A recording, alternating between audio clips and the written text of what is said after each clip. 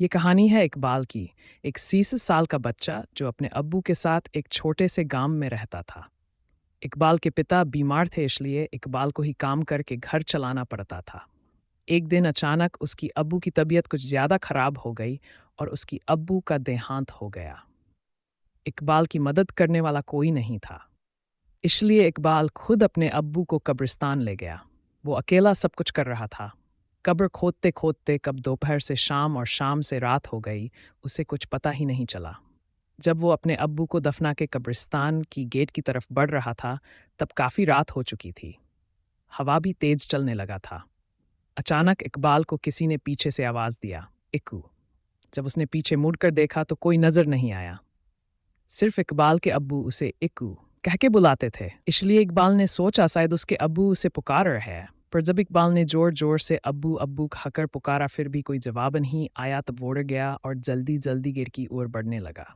लेकिन जैसे ही इकबाल गेट के नज़दीक पहुंचा, अचानक गेट बंद होने से घबरा गया। कब्रिस्तान की दीवारें और गेट इतनी ऊंची थी कि वो उसे किसी तरह पार नहीं कर सकता था। कब्रिस्तान की एक और गेट थी जो कि पीछे की तरफ थी, लेकिन उस गेट तक जाने के लिए इकबाल को वापस कब्रिस्तान के बिच से होकर जाना पड़ता।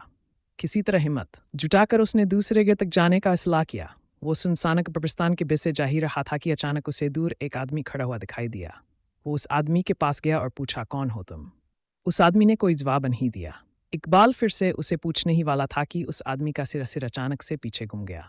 उसका दोनों आंखें लाल था और इकबाल को गुस्से से देख रहा था।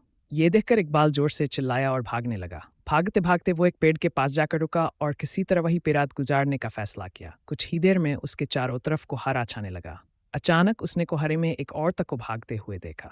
उस औरत के पीछे पीछे एक बच्चा भी भाग रहा था और उस बच्चे के पीछे एक और औरत भाग रही थी। लेकिन वो औरत भागते भागते अचानक रुक गई और इकबाल की तरफ आने लगी। जैसे ही कोहरा हटा, उस औरत की चेहरा इकबाल को साफ साफ दिखने लगी।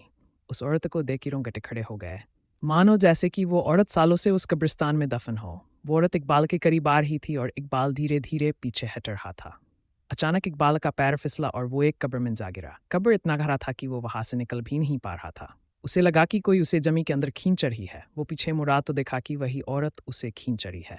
उसका आधा शरीर जमीन के अंदर जा चुका था कि अचानक उसे लगा कोई उसका हाथ पकड़ के ऊपर खींच रहा है। वो जैसे ही ऊपर आया, सीधा कब्रिस्तान के बाहर भागते हुए चला गया। उसे समझ आ गया था कि उसे ऊपर खींचने वाला उसके अब्बू ही था। इसीलिए कहते हैं, जो आप सच्चा प्यार करते बारंगे बाद भी